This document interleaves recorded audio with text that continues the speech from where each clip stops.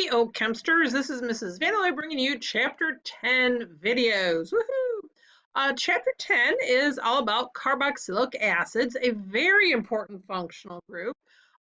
Probably in your first chemistry class, you've already talked about things like acetic acid, and then we also will talk about esters, okay, which is the carboxylic acid's cousin, if you will. All right, so why are they so important? Well, let's find out, okay? The taste of vinegar, the sting of fire ants, the rancid smell of butter, the relief derived from aspirin are all due to compounds that belong to the most important family of organic acids, the carboxylic acids. All right, hey, we save these the best for last, okay? It says the resilience of polyesters, that's right. Keep that in mind. And nylon fabrics, the softness of silk, the strength of bacteria walls, and our own cell membranes are all due to derivatives of carboxylic acids or their esters. Okay, so it says the functional group to all carboxylic acids is the carboxyl group, which is what made up the carbonyl and the hydroxyl group. Let's see what that is. So we have seen the carbonyl group right here. That was your aldehyde and ketone. We have certainly seen the hydroxyl group. That's your alcohols. And what happens that we're going to combine them. Oops, sorry about that. Try it again. We're going to combine them. Oh, here we go. That's what I was trying to do. And make the carboxyl group right here. There's your carboxyl group, your C double bond O, OH. Okay. So it says these, and this chapter describes the structures, the properties, and the basic reactions. Actually, that's funny because it's going to be the acidic reactions. Get it? It's the carboxylic what? Acid. That's right. Ha ha. Okay. In this chapter. Okay. So first of all, let's talk about the nomenclature of the acids. Okay. And it says because of their abundance in nature, carboxylic acids are among the earliest classes of compounds studied by organic chemists. Many of them have common names derived from Latin or Greek roots. Now, you're going to see something very interesting. Why did we have things called formic acid, acetic acid, all right? Where did that come from? Well, we're going to find out here. It is because of these carboxylic acids were among the earliest classes to be studied. And it was based off of these names is that some of these other names that we've already talked about came from, okay? Now, IUPAC replaces the final E in the name of the corresponding alkane and adds the word oic acid. And you'll see how that works, okay? So let's see what we're talking about. Now, this first one is formic acid, all right? That's the common name. And where did that word formic? We already saw formaldehyde, didn't we? Well, where did that prefix form come from? It comes from the Latin formica, believe it or not, which means ants, all right? That's the sting of fire ants. And I'm telling you, my family, we lived down in South Carolina for a few years when I was first married. And you had to watch out for those fire ants. Those little ants were teeny tiny, but man, they had a sting to them. All right. So yeah, people knew about those. That hurt. All right. So then what? What's the IUPAC? Well, how many carbons are there? And what do we know? One carbon is meth. So methane becomes methanoic acid. All right. Well, here's your another one that you've already probably heard of. That's your vinegar. That's your acetic acid. You learned about that in your first year chemistry class, I'm sure. All right, if not acetic acid, you certainly learned about acetate, all right, as the acetate ion. So where did that come from? Again, it's the Latin word acetum, which means vinegar, all right, and that is acetic acid. When we buy vinegar from the store, it's a very much watered down acetic acid. When I buy acetic acid for chemistry, it's called glacial acetic acid, which is highly concentrated. And oh, it smells just like vinegar. It really stinks, all right? So what will we call this? How many carbons are there? There's 2 carbons right here. So we know that's ethane, which becomes, you guessed it, ready? Ethanoic acid. Very good. All right. Now here's an interesting one. This comes from milk. all right? And the Greek used this for protospion, which means the first fat, all right? So you might have wondered where that prop comes from with Maria eats peanut butter, remember that? Well, it actually is off of here. This is the common name is propionic acid. You might be able to see where that came from. That literally means the first fat, okay? But now we get propane or propanoic acid. So if you want to know where Maria eats peanut butter comes from, it came from the propanoic acid, which was the Greek for first fat. Isn't that interesting? I think that's interesting. And finally, this, all right, I don't know. I mean, in today's world with all of our refrigeration and everything, you may not have smelled rancid butter. Back in the old days, that was a pretty common problem, all right, that the butter went bad. And it went from the lactose to lactic acid. That's what happens to milk. Well, butter does the same thing, all right? It can turn it to, soured butter, all right? And so it's Latin for butter, and that's the acid found in bad butter, and it was called butyric acid, if I said that right. But I just know it as butanoic acid. So again, where did Maria eats peanut butter? We learned the but from back in chapter 2 when we started this whole, organic thing. Is well, where did that but for butane, that 4-carbon prefix? It came from butter. Okay, hopefully that makes sense. Let's go to the next page. All right, what about 5 carbons? All right. To be honest, I've never really used these before, but okay, it's kind of interesting. So the Valerian root, all right, which is a Latin word which means to be strong, all right. So probably you've heard of some words that might begin with something like that, like valor, all right. And that came from valeric acid then. That's where they came up with that. Well, we know better. We call it pentanoic acid. Aren't you glad we use the IUPAC? Now get these next ones. I think this is pretty funny. All right, well, So here's the word for goat. And apparently goats have a lot of acid. All right, that's all I can say. So here is my 6 carbon, and this for 6 became caproic acid, but we know it as hexanic acid or hexanoic acid, excuse me. All right. And then what about 7? Well, a vine blossom, all right, it's Greek, all right, for, I don't even know how to say it, but they came up with this as the acid for 7, all right, like I really knew that. And so now we have heptanoic acid. I like that a whole lot better.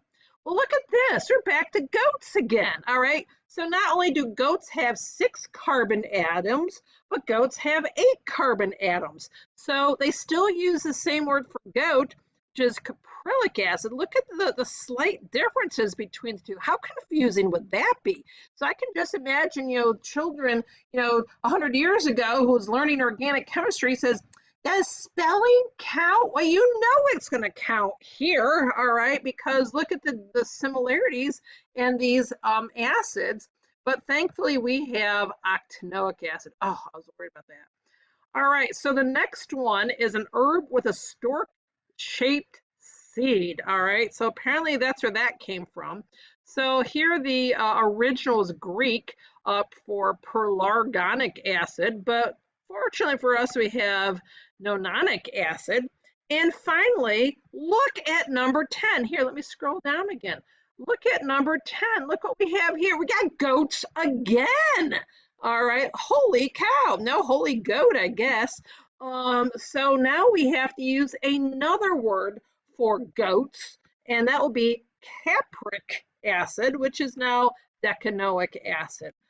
Now, folks, aren't you glad we use the IUPAC system instead of the common name? But I just think it's rather interesting, especially with the propanoic and the butyric, those become, or propanoic and the butanoic acids. Now that kind of makes sense to me if you're ever wondering, where did that stuff ever come from? All right. Well, let's go on. All right, we have substituted acids are named in two ways. The IUPAC, the chain is numbered at the beginning with a carboxyl carbon atom. Well, what the heck was that? Oh, it was on first page. That's where the C double bond O is. That's your carboxyl. Remember, it's your carbonyl and your hydroxyl put together, okay? And then all the substituents are located in the usual way. You start counting. But if you're going to use the common name, the substituents are located with what? Greek letters. So go figure. Aren't half those names from Greek? The other ones are from Latin, right? Beginning with the alpha carbon. So let's use the IUPAC because that's what we're really going to do. So notice that the bromine is coming off of the 2 carbon, right? So it becomes 2 propanoic acid. Blah, blah. But what about the common name? All right. Well, remember we had something close to propanoic. It was propionic acid, but this is now the alpha carbon. So this becomes the beta carbon. It becomes beta bromopropionic acid. Holy cow. All right. So this one, all right, I would say 2-propenoic acid. But you know what? There really isn't a good way using the common for a double bond. So guess what they did? Hey, folks, they came up with a brand new name for it, all right, which has nothing to do with propionic acid. All right, it's acrylic acid or acylic acid. Excuse me, there's no R in that. All right, so now we have 4 carbons, so it's going to be butanoic acid, and we have a hydroxy group coming off of that. So I have 3-hydroxybutanoic acid. That's not too bad, is it? And then, do you know your Greek alphabet? Here we have alpha. Here we have beta. So what's your third letter in the Greek alphabet? Do you know that? Well, it's gamma. How confusing is that? They don't have a C necessarily. So they use gamma as their third letter. So it's gamma hydroxybutyric acid. All right, so what did I write? Let's down here. Do not mix. All right. So let's agree to what? Use only the IUPAC system. I think your life will be a whole lot easier. Okay.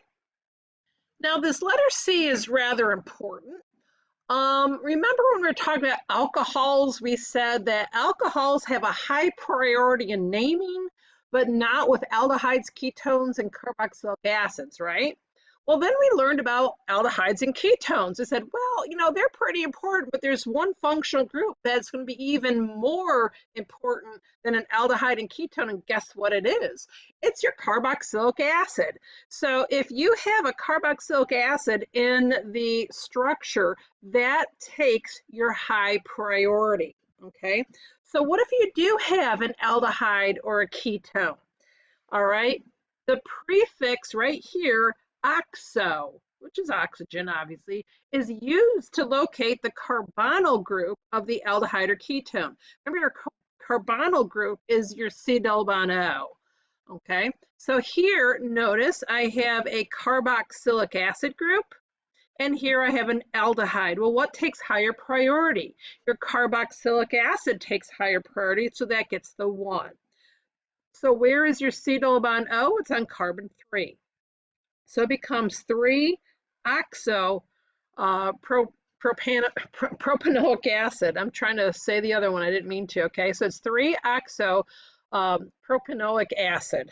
Okay, well, over here I have a bromo group and I have a ketone group. Okay, so notice your carboxylic acid gets named first, or is given the first carbon, I should say. And now what? How do you know to say bromo or oxo next? Okay, it's alphabet, just like before, just like we've always done.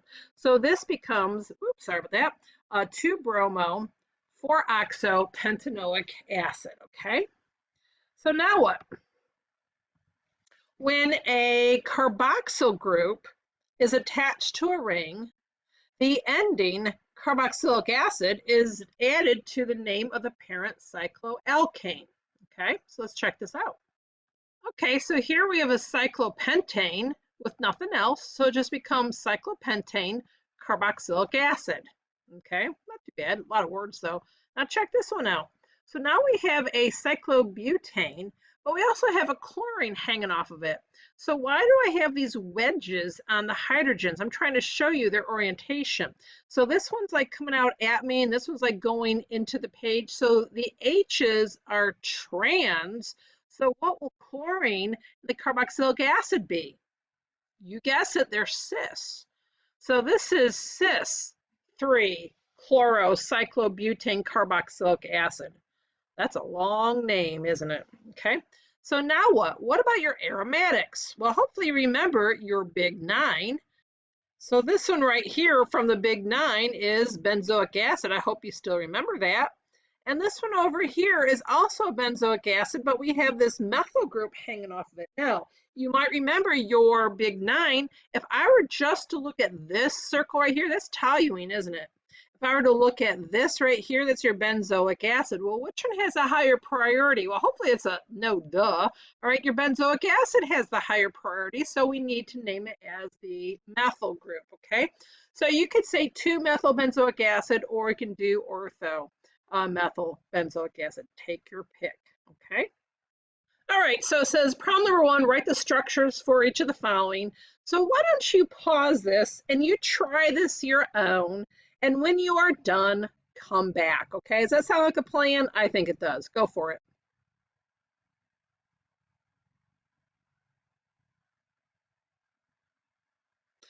All right, welcome back. So the first one is 3-bromo butanoic acid. So notice I have my 4, I'll put it like this, 4 carbons, 1, 2, 3, 4. This is carbon number 1, this is carbon number 3, so that's your 3-bromo. Well, let's go to, I don't know, how about 2-butyne? What does that "ine" mean? Remember, it's your triple bond. So here I have but means 4, 1, 2, 3, 4. So number 1 is my carboxylic acid, my carboxyl group. So here's my number 2 with my triple bond. All right, let's go up over here. We have 2-hydroxy 2-methyl propanoic acid. That's a mouthful. All right, so this is what I got. 1, 2, 3. So here's my carboxyl group, and off of 2 I have a hydroxy, and off of 2 I also have a methyl. Okay, and then the next one looks kind of like this. So I look at the base part, hexanoic acid. So that's 6 carbons. 1, 2, 3, 4, 5, 6. So off of 5 I have a methyl group, and off of 6 I have an oxo, which is your double bond oxygen, isn't it?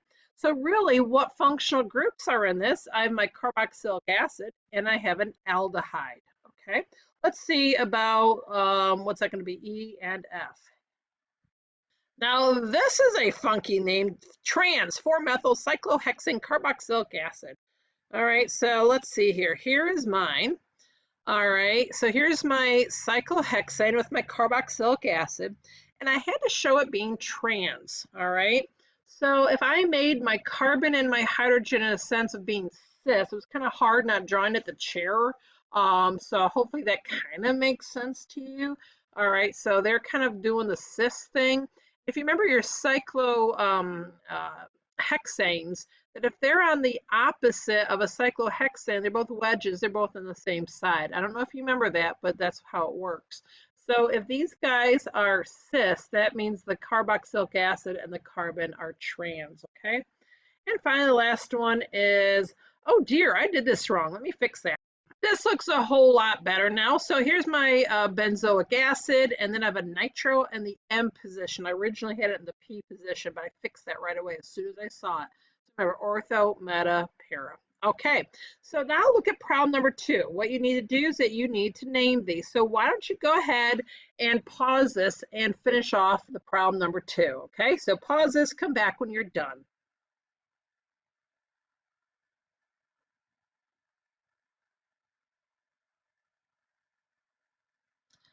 Okie dokies, welcome back. So how did you do?